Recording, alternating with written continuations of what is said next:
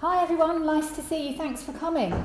My name's Professor Susan Watkins and I'm Director of the Centre for Culture and the Arts at Leeds Beckett University. And the aim of this series of Leeds Cultural Conversations is to bring the research work of staff in the centre to the public and find out what you think and how you can contribute to our research. So I'd like to thank Leeds City Council, our partners, for hosting us here, and we also work closely with the publisher Palgrave and their campaign for the humanities, which is about the value of humanities scholarship in publishing. We are filming today, just to let you know, so that if you want to view the talk later on, you can do that. Introduce Jane, it says on my notes. Now, Jane is Professor of Media in the School of Cultural Studies and Humanities at Leeds Beckett University. Her work broadly focuses on the relationship between media, citizenship, and the body and identity. Her most recent books are Lifestyle Media and the Formation of the Self, and Fat Bodies, Health and the Media. She's explored and published on media representations of social class, gender, ethical consumption, litter, and more recently, anti-ageing and women's gun ownership. Jane's also working on a British Academy funded project on media stigmatisation of benefit claimants with colleagues Lisa Taylor and Catherine Harrison. And I'd like to thank Jane for doing this because everyone's busy.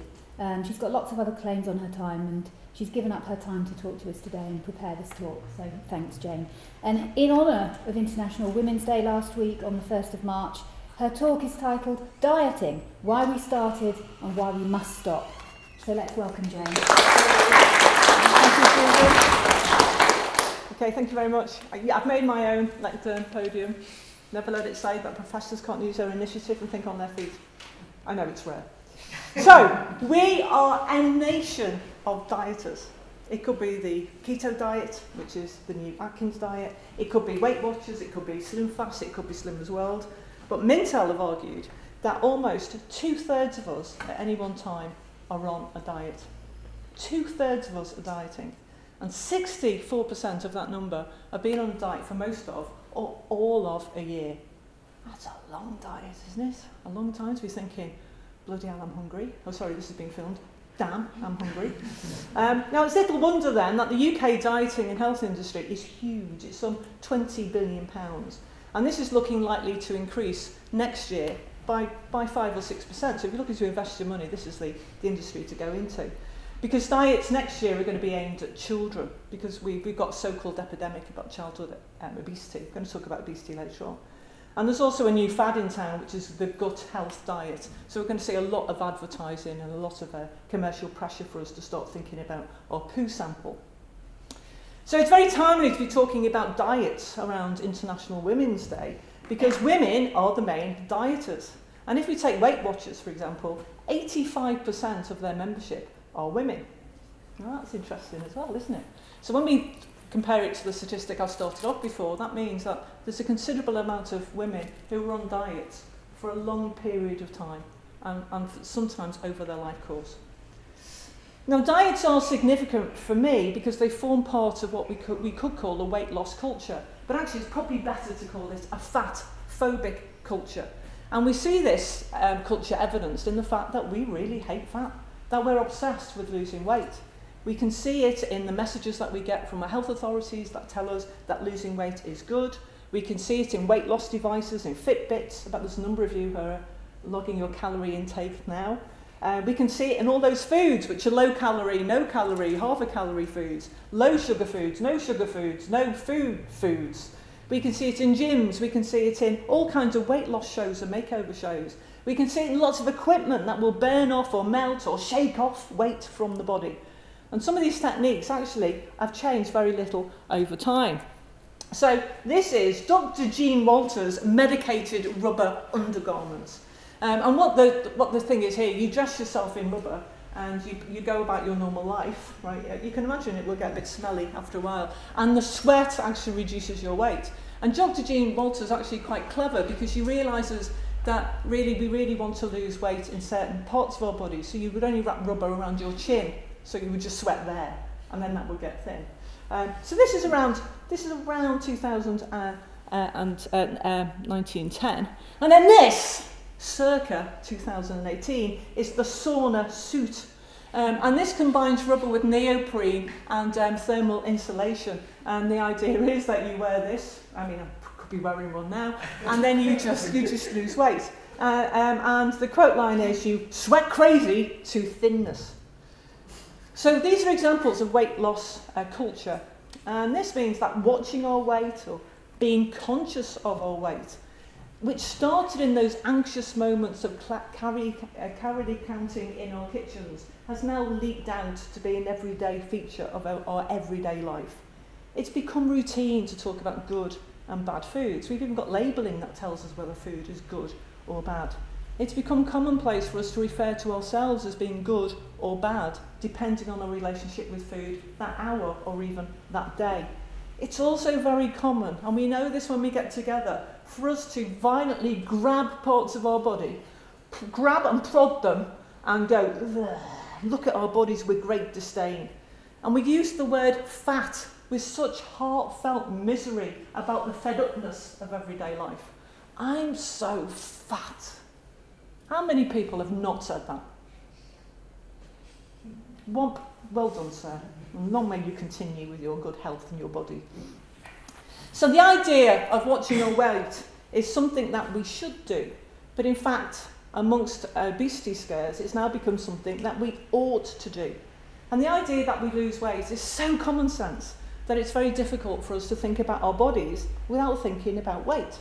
It's also very hard for us to think that actually if we control our weight, then somehow we will release some kind of health. Very difficult to imagine our lives in different ways. But I think it's time that we need to think differently.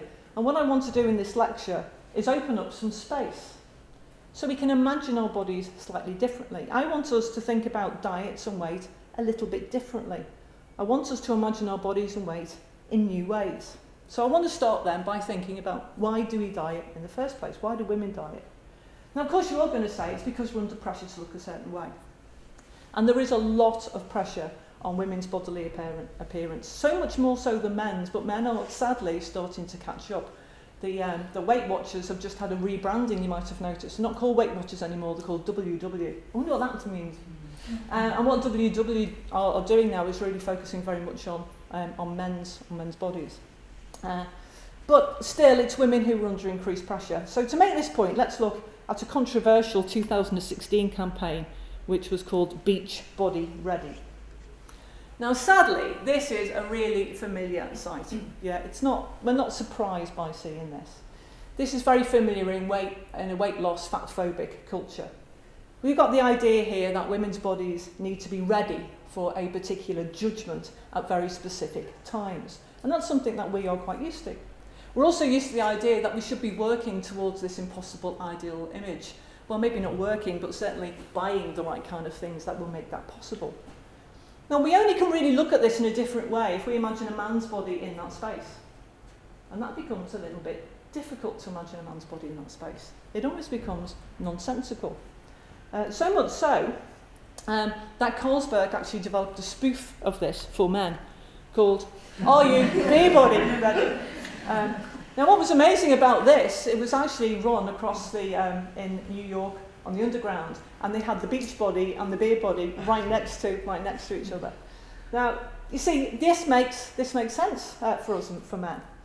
Now, research shows that we can react to the thin ideal in a number of ways. We can accept it, we can resist it, or we can reinforce it.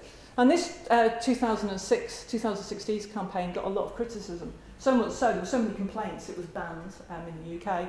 And in the USA, the posters, which were on tube subways, so people had to go over lines to actually vandalise them. They actually vandalised them. My favourite one is the top one there. I don't know if you can read it. It says, "Nobody stands like this." But of course, she's got to stand like that because the thigh gap has become the latest thing. You know, having a gap between your thighs it goes against the whole chub rub that we get from makeover TV. And also she's standing like that as well because the arm area has also become vilified in women's body. So whereas the camel toe used to speak to the presentation of women's genitals through their underwear, the camel toe now speaks to that fold of fat in the armpit. So really, women, we all know, this is the best way of walking. at all times. It's completely natural, just follow me. So it got a lot of criticism. So even though I think we are quite ready and we get very angry to object and to resist against most idealised and ridiculous forms of thinness, on the whole, we are less likely to fight the idea that weight loss is needed. We're also less likely to counter the idea that slenderness is something which is good and something which is valued. And this comes from a much wider historical context. We've been largely socialised to regard our bodies as requiring constant work. Our worth and our value has been persistently tied to our appearance, or more specifically, to judgments of what is beautiful, what is sassy, and what is sexy. We're really tied into how we fit into heteronormative orders. Women have had a lifetime of bodily objectification and appearance surveillance. So diets, I think, become part of that weaponry. They become one of the ways that we meet that judgment. It's one of the ways that we feel, more so than men, that the body is both the cause of life problems, but also the remedy. And I think that's why we think, if only I could just get my bum tighter, if only I could just get rid of these back wings, then my life would be so much better. Not just my body, but my life would be better. And you realise how ridiculous that is. If, instead of saying, if I was thinner, I'd be happy, as if to say, if only I was taller, everything would all fall into place. I get more money, I get a better job. I've already got a very good job, I need to say that now. My dean's here. But it's just ridiculous to think that everything can be solved by our body. So, recent research last year argues that persistent imagery, mainly through the media, of thin, sexy bodies increases our bodily dissatisfaction. But what was interesting is rather than this research team understand that bodily dissatisfaction was something we had every now and again, or may particularly affect younger women, particularly through selfie culture, what this team found is that bodily dissatisfaction is a normative discontent. It's normal. It's something we carry around all the time. They say it is widespread and it's chronic. They also say it's commonly observed in women all the way through the life course. There is no end to this bodily objectification. Now we need to stop here and ask a really serious question. Why are so many women so unhappy with their bodies for most of their life? That is the big question that we need to ask. When we start talking about women as a group, we can start to see that this is not about us as individuals. This is something that has happened to a group, and it's happened to a group in a very systematic and a very sustained way. So therefore, we need to look to our culture and our society for some of those answers. But I think also, instead of just focusing on images we have of thin bodies, I think we also need to look at how larger bodies are represented. And my research has tended to focus on how larger bodies are underrepresented in the media, so we don't tend to see many larger bodies. But I do find that larger bodies are overrepresented in reality TV, particularly in weight loss shows and also in benefit, so-called poverty porn. So in weight loss shows, the large body is failed and it is shamed. And we all know those pictures in the before and after. So the before fat body is in the most drab, dirty. Where do they get the underwear from for that before body? The body can't even the person can't make eye contact. The lighting is greyed out. It is miserable. They look cold. They're almost dissected. As the camera goes round the body, focuses on the folds of fat all the time, listing all the health ailments that the rolls of fat are purported to signal. Larger people are prodded and humiliated and shamed as part of an encouragement to lose weight. So the only good body, or rather the only good larger body, is the body that wants to lose weight. And more recently, in documentaries which sort of accompany austerity discourses, we're getting a lot of documentaries about poor people, about benefit claimants in particular, so-called poverty porn. And here we see larger people are overrepresented, and here the bodies are associated with laziness, greed, and, because of our time, scrounging disability benefits. So these kinds of shows make for really good newspaper copy, and this is the kind of hatred that we see circulating in social media about different bodies. Now, of course, there are positive images out there. So there's been a recent film called Dumpling, for example, which has much more rounded and more sympathetic and humane sort of depictions of larger women. And we've got actresses like Melissa McCarthy who are also doing something different to sort of break the hold of thin tyranny in Hollywood. But if we take the recent film Bird Box at Netflix, this was interesting because, of course, we're getting very strong female leads coming through, which is quite good. And this film, there were two main protagonists, which was two mums at the beginning of the film. And one woman was a larger woman, and then we had the very thin Sandra. Well, we like to call her Thin Sandra, as we like to call her.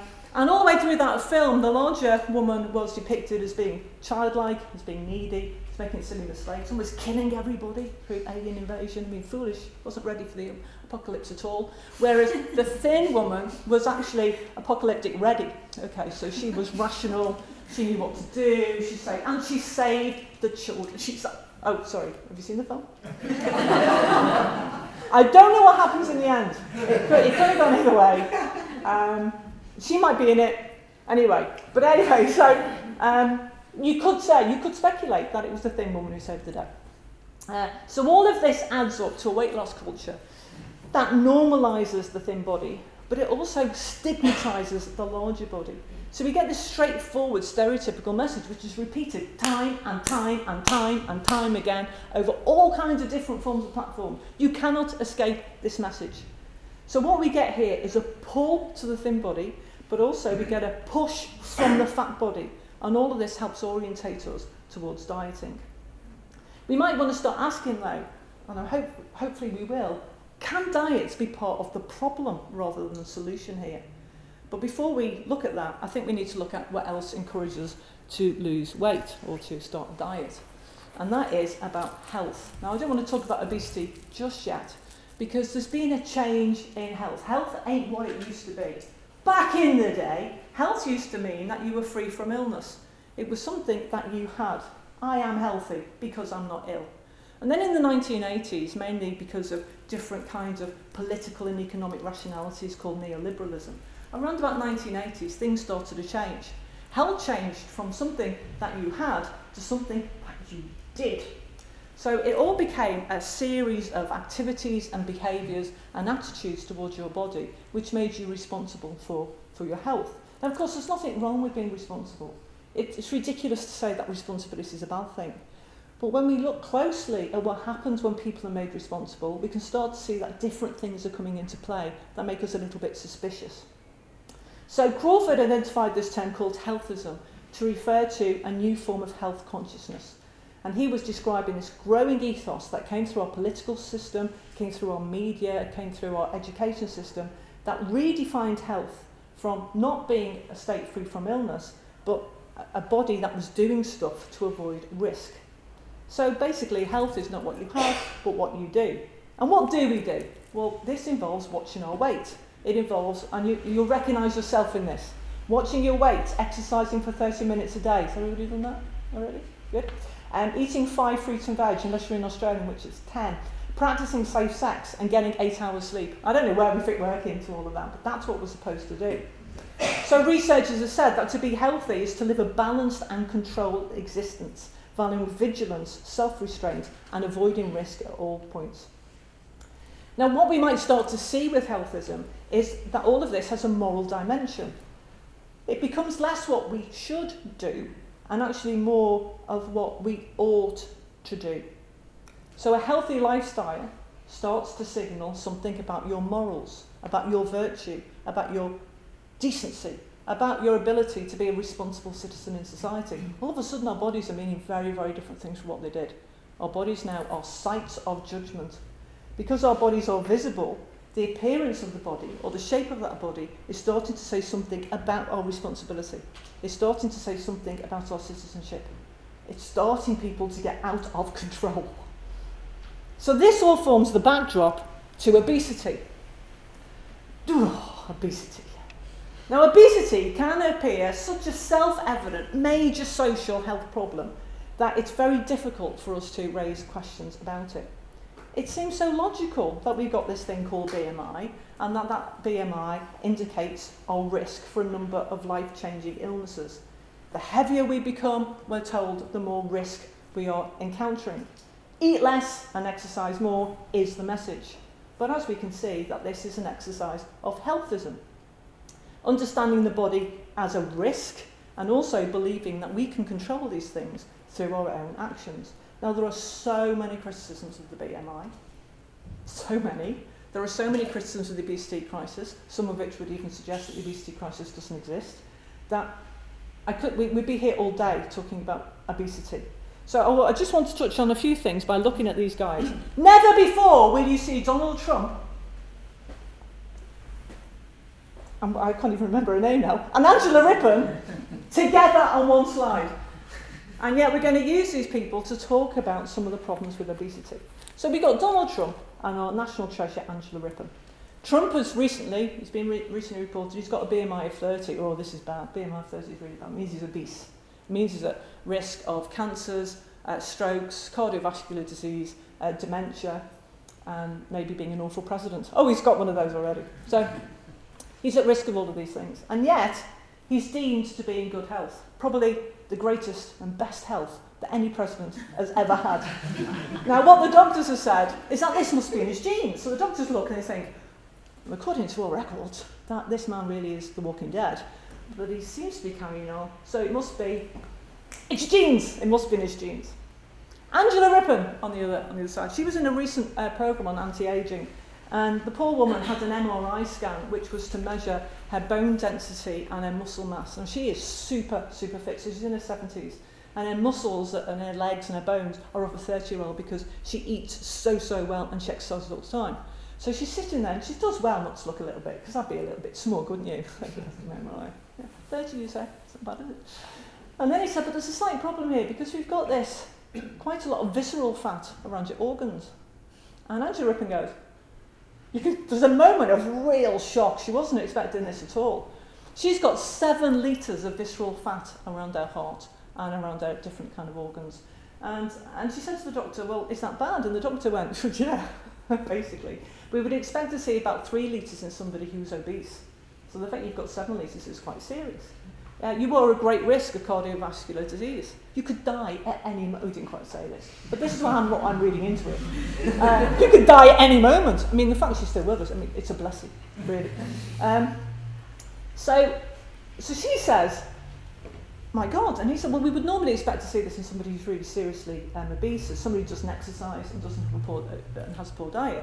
And Angela Rippon says, but that's not me. This is interesting. She doesn't say, that's what I do.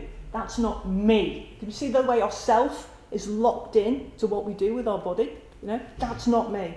And the doctor frowns and he goes, because all he's got is all the medical evidence around him that says this is, you know, thin is good. So he says, you're a puzzle.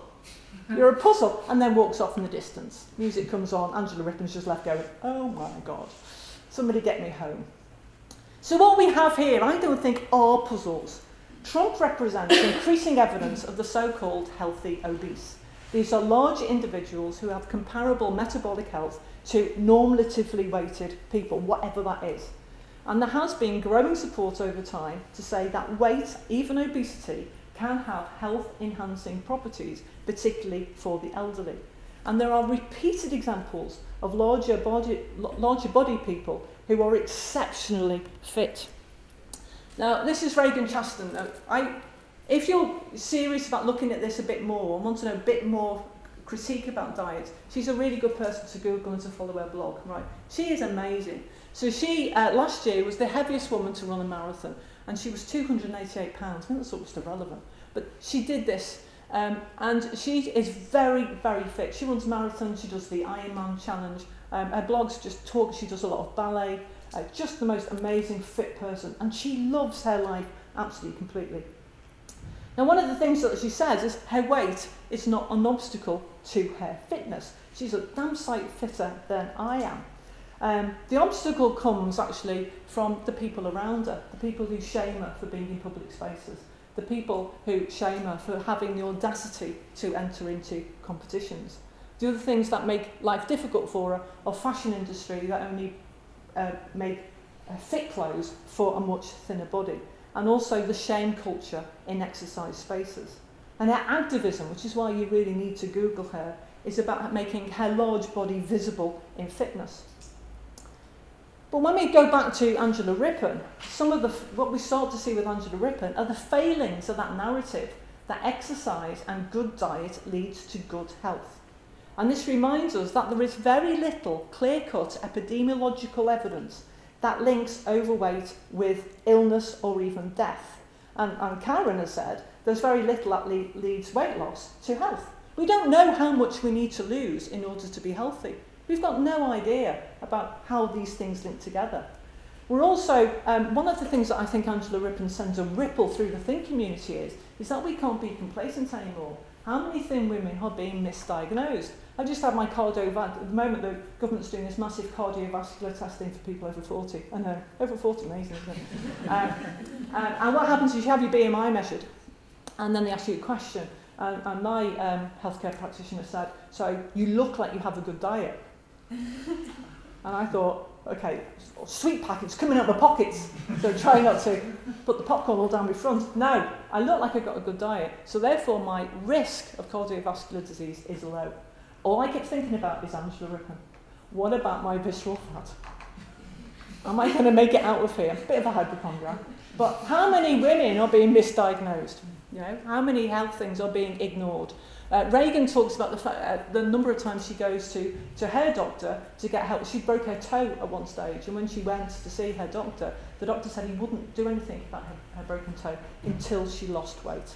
Yeah, and you're nodding. These are familiar stories. So all of these remind us that the BMI is a very poor judge of health. At best, it can speak to an intensity of correlations between extreme weight and certain kinds of illnesses and diseases. But you know, when we start to look at the risk of being prone to life diseases like cardiovascular disease or even dementia and certain kinds of cancers, one of the things that we find is that the people who are most likely to risk these and to experience these who are people who are at the bottom of the pile socially and economically. So people who are poor and people who suffer marginalisation and discrimination, they are the ones who are most likely to face ill health than anybody else. So this is a book by Claire Bamburgh called Health Divides. And she argues that social inequalities, and particularly for her, where you live, are still the major drivers of ill health and early death. And under austerity, these things are getting much worse. She argues that across Europe, women in poorest communities live up to 10 years less than those who live in richer communities. I come from Liverpool, and in Liverpool there was exactly the same divide.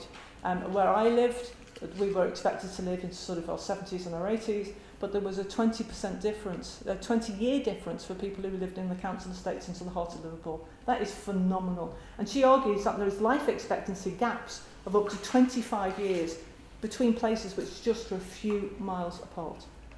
So where we live matters. So people like Claire Bamburgh are saying, you know, it's not the pies that we're eating that are making us ill. The causes of our illness, the causes of our ill health, the causes of our heart problems and our cancers are social, environmental, economic and political. So when we start asking ourselves, who is actually getting ill? We start to ask a different type of question. We start to ask a sociological question. And we start to wonder then why our societies aren't supporting healthcare initiatives which are about social justice and the redistribution of wealth, because that would solve our health inequalities and quite a lot of our major health problems. But instead, what we get is these individualised solutions that actually we buy. There's a whole industry that we're buying into. So, do diets work? No. I've done a lot of research about this, been to the library several times, lots of Google scholars, done extensive literature reviews of scientific and sociological and cultural and historical research over a number of years. And the result is no. This is a bit tricky because when we write academic papers, they have to be about 8,000 words, and I've managed to get one. So that's a bit difficult. Just put no, no, no, diets don't work. So let's have a look at some of the evidence. And let's do this in a more fun way. So let's go back to the media. So The Biggest Loser is one of the most lucrative weight loss TV shows. So lucrative, in fact, that it's gone around. There's different versions of it around the world. And there is the Biggest Loser diet, hard to say, and also a range of different foods with Biggest Loser stamp on them, so you know they're going to be good. So it's a commercialised business. Now we should expect then that this must be good, and people would lose weight. This is the most extreme form of diet restriction and the most extreme form of exercise. So surely it must work. And yes, we can see some of the results at the end, because the person with the biggest weight loss wins at the end. But it's short term. And when we look closely, when we start to talk to the people who've been on the show, particularly people who have won it, it might not really have much to do with a concentrated, sustained medical diet. It's got a lot to do with the experience of the show. So one contestant said that just before any public weigh-in, she would spend 6 hours a day in the sauna, 4 hours in the gym, use a lot of laxatives, and basically not eat anything for several days. Now that's the kind of thing that we are applauding when people stand on those public scales. They're the kind of things that we're buying into when we buy these commercialised diets. This is starvation. So it's no wonder then that some clinical research that followed the contestants up after the show found that contestants had persistent metabolic problems that lasted 6 years after they first went on the show. They also found that the large majority of contestants not only returned to their previous weight, but also gained weight. So what about more normal diets, more commercial diets, Weight Watchers, Slimmers World, and other types of famous brands? Meta-analysis is a form of analysis that looks over a whole pile of research, a whole pile of clinical trials, randomised controlled trials, experiments, and tries to pull out the main things from a whole pile of research. A meta-analysis in 2017 found that 57% of individuals who started something like Weight Watchers actually did lose weight in the short term, but they lost less than 5% of their initial body weight. That's actually quite small. When you think of the suffering you go through to lose weight, this is actually quite small. A study in which researchers replicated a commercial diet on a group of guinea pigs and subjects by reducing their calorific intake found that 83% of their subjects showed that they gained more weight than they originally started off with, and that was 2011. And this is a pretty persistent finding right across the literature on commercial dieting. Limited weight loss in the short term, but weight regain in the long term. And we need to think too about weight cycling. Now this is amazing, weight cycling. This is what happens when we go on short-term diets, when we yo-yo diet. So we lose weight, we gain weight, we lose weight, we gain weight, we lose weight, we gain weight. Now this is shown over time to lead to quite significant weight gain, independent of any genetic factors. So regardless of what Donald Trump's genes are like, if he yo-yos diet, he is going to have significant weight gain over the long term. Now this should make us be more critical about fad dieting behaviours, because these can lead to overweight. Indeed, there is some literature and very heavy speculation that one of the causes of our obesity epidemic is actually dieting. So if diets don't help us lose weight, are they healthy? Do you have a guess? Yeah, no. So basically, they are not good. We know much more about the effects of eating disorders on our health than we do everyday commercial dieting. We know very little, but there is some evidence coming through. So let's have a look at bones. So Pines says there's been very little evidence, very little research done on the impact of intentional weight loss, so dieting, on bone density. But her clinical work suggests that there is bone damage. There is damage to metabolism in bones and also damage to bone density during the diet. And she says, and this is really worrying, this is not fully repaired when the diet stops. So we could be doing long-term harm to our bones. Now, for other researchers, they've argued that this is really significant for young girls, because pre-adolescence is the time where all of those good behaviours you do in pre-adolescence, they build up that optimal bone density which you carry through your life. They found that dieting at this time, pre-adolescence, was associated with reduced bone mineral accrual. So this isn't good. And in fact, they recommended that if we are going to have really positive health policy about getting young women and girls to develop their bone development, this has got to include the prevention of dieting.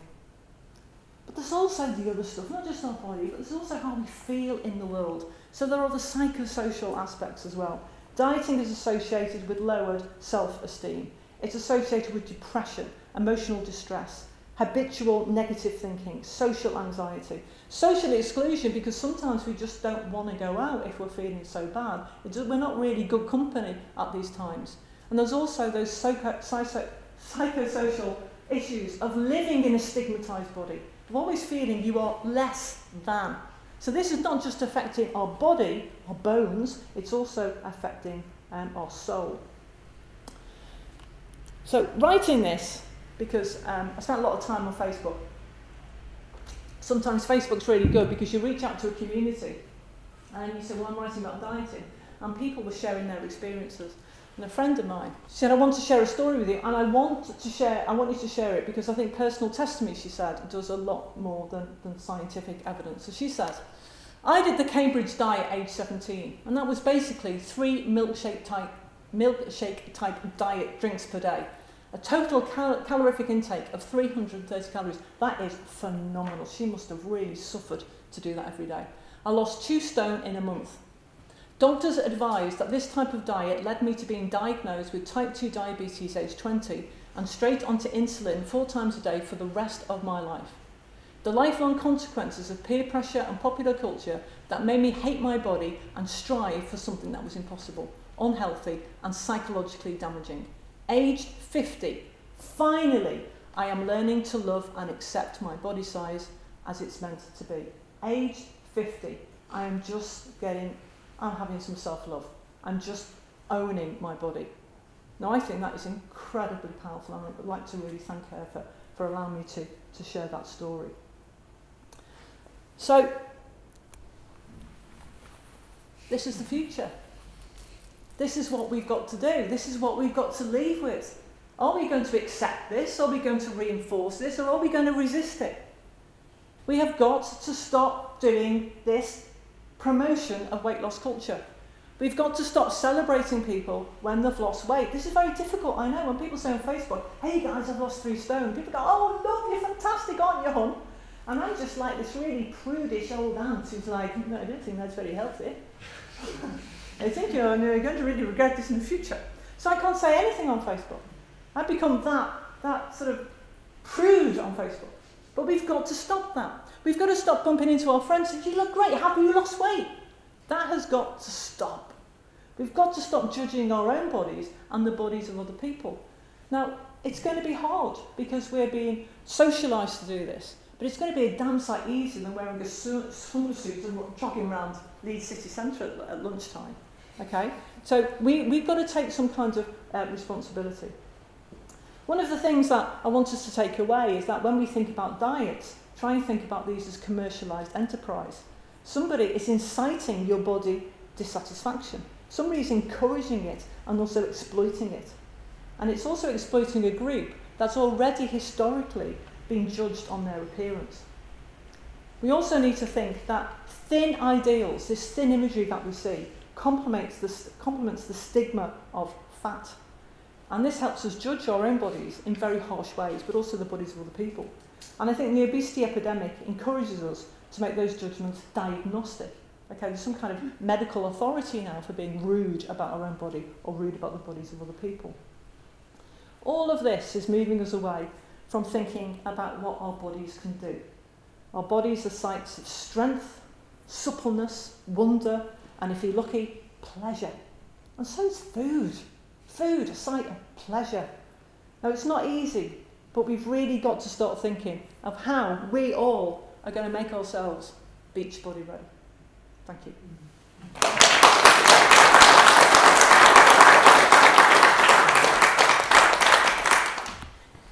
Thanks so much, Jane. That's great. Great message to end on.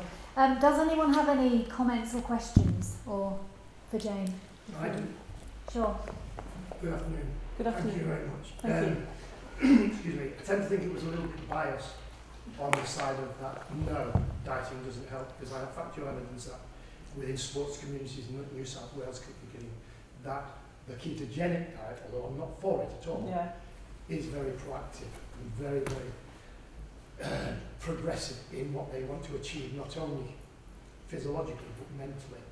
Okay. They're saying they're getting greater reflex values from it. So I know we're talking about everyday person here, and I tend to agree with you there, but I tend to think it's slightly biased that we're not looking at the whole spectrum of things. I'm saying in this capitalistic society, it is driven by profit margins and such like, and we're forever going to get these advertisements about dieting instead of what's your nutritional values. What do we do? We've got two contexts of the word here. Diet meaning a reduction of weight, and a diet meaning what's your everyday intake of food. So we've got to definitely break those two and say, what's our sustainability? Yeah. Could you enlighten me on your take on the ketogenic diet, please? Because I'm having... Well, I don't have a take on the keto diet, and I agree, it is biased, but it's got to be biased, right? Because all our society is biased in favour of weight being bad, right? So whenever you have an alternative approach, it seems to be biased. And it's interesting that you almost have to present more defence of an alternative point of view than you do the mainstream point of view. So I think that's quite interesting academically and also publicly. So do I have a defence about a particular diet? No. Is keto the new Atkins? Very, very similar. Are there criticisms of Atkins? I think so. Oh, without a doubt. And it's the latest, isn't it? It's the latest diet. But it's affecting them in such a way that they believe in it because of the results. And then I say it's not sustainable. Okay, so you're also... Oh, I'm totally against it, but I'm fighting. Oh, fighting. Oh, you're sports fighting. council. Oh, right, okay. So I'm wanting your opinion. Oh, yeah, no, so I don't know anything about all athletes. I mean, despite my athletic frame. I just, no. To me, it's doing harm. It's doing muscular harm as well. Yeah. But they're saying psychologically, it's benefiting, especially the cricketers. Okay. Because of their take-home. And so we've got a... Caffeine might do that as well, I suppose. Sorry? Caffeine might do that as well. Yeah. Well, caffeine stimulates. Yeah. Okay, thank you. You're welcome. Yeah, sorry, Connor. Heather. Can I ask about, you said about sort of dichotomy and, critically talked about good and bad food. And obviously ended on this point that food can be, it's one of life's great pleasures. I don't know if you said that, but that was there. But then you were also in the middle talking about the whole poverty porn and austerity.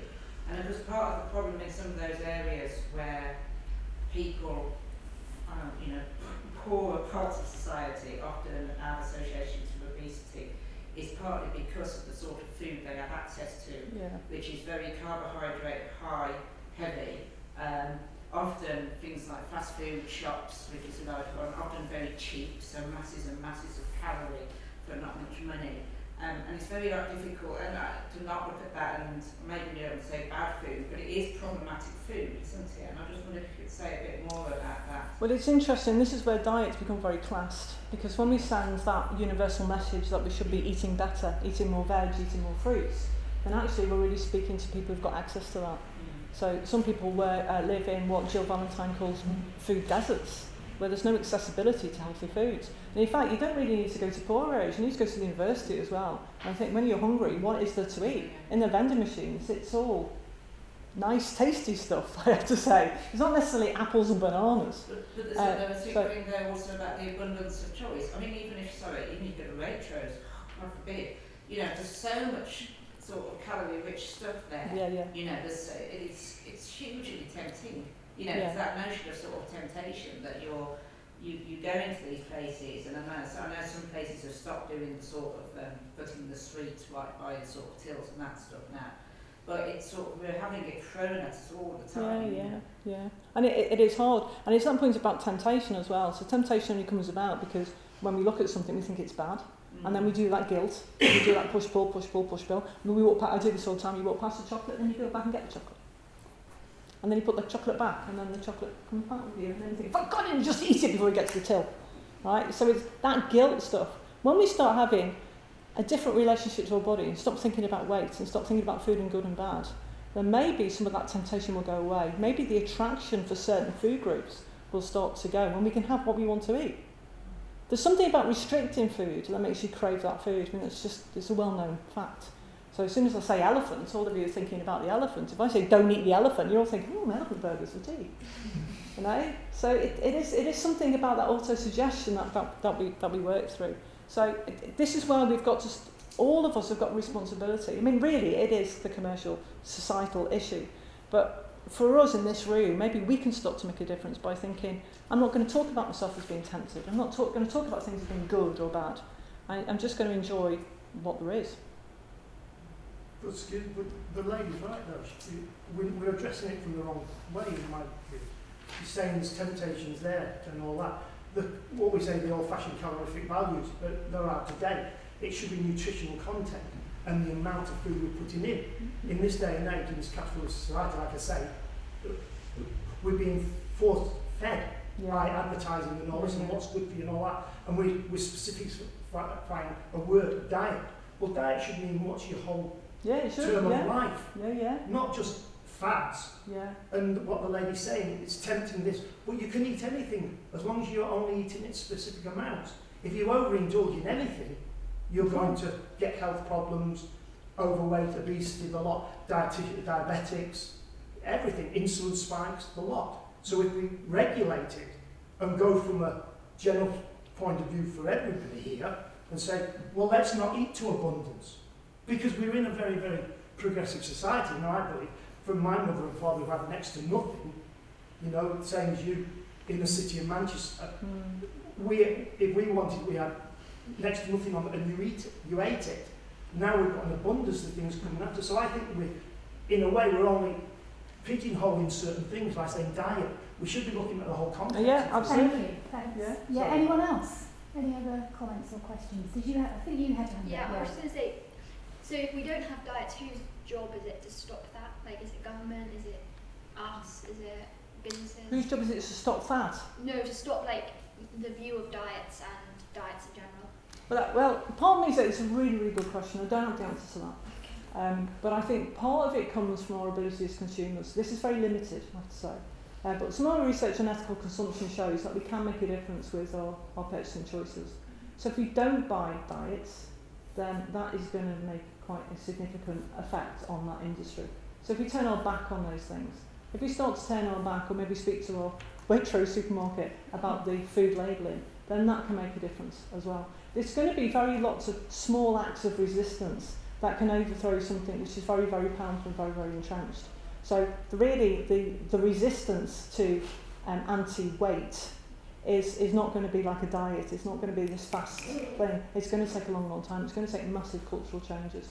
I mean, the thing is, it could be academic, because with Brexit, we might all be on spam anyway. Depressing. Anyone else? One more, perhaps, and then we'll... Isn't the government partly to blame for this? I have a grandchild who's incredibly active. Karate, dance, you name it, she does it. Better social life than I do, certainly. And she's very muscular. And yet when she had one of these medical things at school, the nurse ran my daughter and said, BMI. I thought, why are you measuring the BMI in a child anyway? And the child's overweight. Well, she damn well isn't it? You can look at her and see, this is a bright, active, healthy child who eats. Wow. But she's not got rolls of flour or anything like that. You know, I shove her in the bag, I see. And that seems to me, particularly in terms of the sort of bone density thing, absolutely iniquitous that a school should be ringing up and saying your child is overweight. Well, no, she damn well isn't. She's got muscles. This is the impact of fat-phobic weight loss culture, but it's working through our education system. It's been perpetuated through just normal pedagogy and through well-intentioned interventions into so-called childhood obesity. So is it the government's fault? Well, in many ways, no, because I think the government has been misled or not done its research enough on obesity science. And obesity science is hinging on the BMI. And the BMI has always been a really poor measure for health and also for weight. It's body mass index, I mean, that's just simple. And it was designed by insurance companies. It wasn't based on medical practitioners. And the very best, as I said before, it can just do correlations, but the most extreme weight scales. So But it's become a gold standard. I mean, even medical practitioners will say the BMI is rubbish, but it's cheaper than any other form of medical testing. So when I went for the cardiovascular test, it was easy for somebody to say, what's your BMI, and to measure me and to look at me and decide what weight I was, than it was actually for me to have an MRI scan or some proper meaningful weight. But even that, you see, is just getting to the idea that fat is bad. Maybe we've got to reprogram ourselves to think, well, actually, is fat bad? If Angela Rippon is carrying 7 litres of visceral fat, maybe all of us, maybe that's just normal for Angela Rippon. Maybe she will make it for a few more years. But I think really, if we're concerned about health, we need to stop thinking about our bodies and start thinking about issues like pollution. You know, when you look at the health risk for fat, cancer, diabetes, well, not diabetes, but cancer, cardiovascular disease, dementia, they're also the same risk factors for pollution. And we live in one of the most polluted cities in the country. So I think if you want to do something about our health, that's where we need to start. We need to start being active and activists about pollution. Sorry, I just need to get pollution in. And also because I'm interested in litter, and don't litter. Thank you. Okay, thanks so much for coming. And if anyone wants to have a quick word with Jane afterwards, please come and talk to her. Yeah, let's give her another clap. Thanks.